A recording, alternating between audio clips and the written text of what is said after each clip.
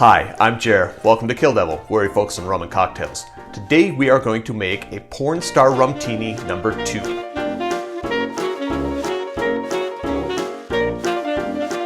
To make this drink, we are going to start with the vanilla rum. I'm going to put in 1.5 ounces, 45 milliliters into my shaker. Passion fruit liqueur, 1/2 ounce or 15 milliliters. Passion fruit puree, 1/2 ounce or 15 milliliters.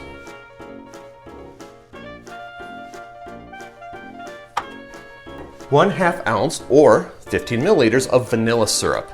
And I do make my own vanilla syrup recipes here on the channel. Look for the link at the end of the video or in the description down below. 1/2 ounce is 15 milliliters, in case I didn't say that.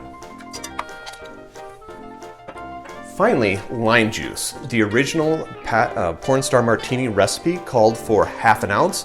Because this seems a little sweet to me, I'm going to put in 3/4 ounce, which is 22.5 milliliters. Fresh squeezed lime juice. Add your ice and give it a shake. The official glass is a cocktail glass, also known as a martini glass.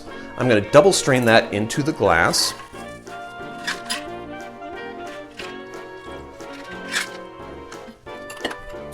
And garnish.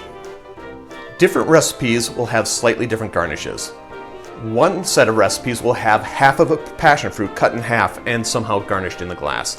That seems like a lot of work for me. The other half of the recipes call for a sidecar of champagne. So, give me a moment while I open this. Pardon the dogs, they didn't like the champagne opening. But I have my sidecar. I'm going to put 1 to 2 ounces of champagne in there. And then in theory, you're supposed to drink back and forth between the two.